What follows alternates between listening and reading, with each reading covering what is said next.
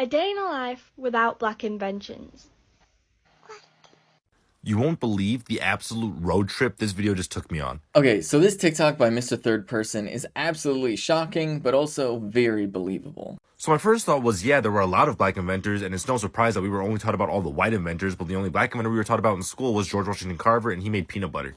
The credit for everything else was either given to white people, or if they couldn't find a white person to give credit to, they just completely ignored it.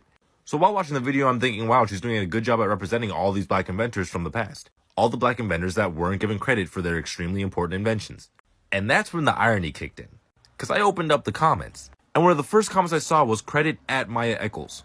And at first I thought, oh, that person must have had a similar idea, and the commenters saw that video first, so now they think that they stole the idea. But then I clicked on Maya Eccles' page, and she's an African-American woman with a pretty large TikTok following. And this is her first pin video. As you can already see, it has the same exact caption. And when you watch the video, it has the same exact caption, it starts the same exact way, and it was posted over 2.5 years ago.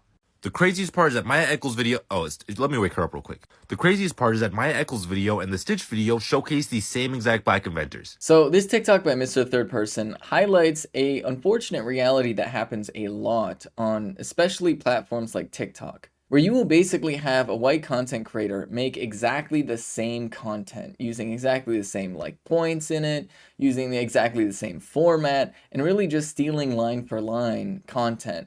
And very often, these TikToks blow up.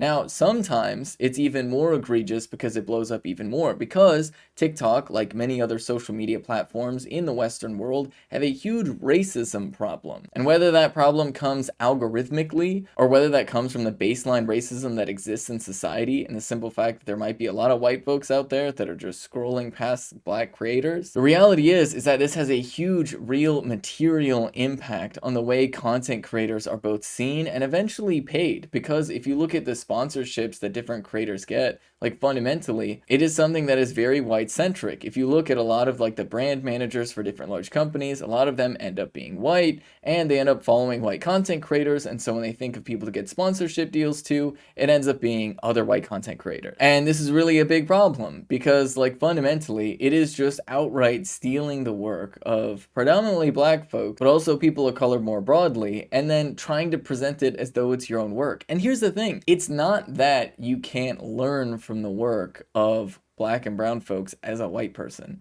right? You can definitely read and engage with books and digest that information, even put out content talking about it.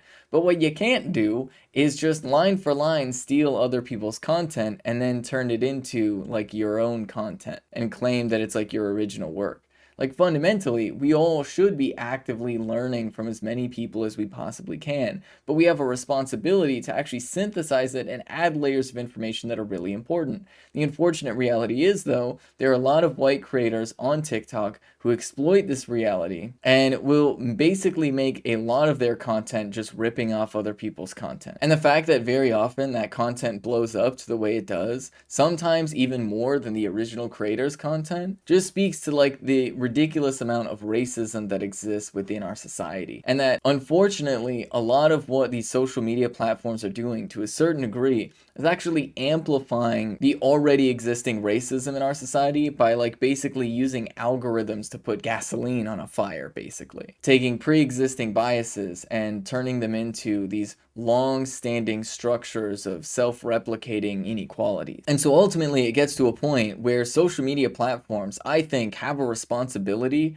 to really examine how they're engaging with the content that's on their platforms and really put in place systems and structures to make sure that when black and brown folks are creating their own original works, you don't have a white creator stealing that same work and then blowing up. Well, the original creator isn't really getting the credit or attention they deserve for having actually originated that content. But then there's also the societal layer of this where everybody kind of needs to take a step back and reflect on what are you seeing in your feed and have you put yourself in a bubble? Because fundamentally, if you're only seeing white creators on Twitter or TikTok, then odds are you're probably missing out on a lot of very original and interesting content. And you also might be playing a role in replicating the algorithmic reality that is big data driven inequality.